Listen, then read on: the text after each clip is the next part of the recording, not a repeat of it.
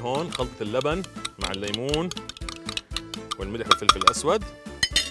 راح أمسكها وأحطها على وجه الدجاج بهاي الطريقة. وآخر إشي راح أختمها بشوية ورق نعناع فريش. وفوالا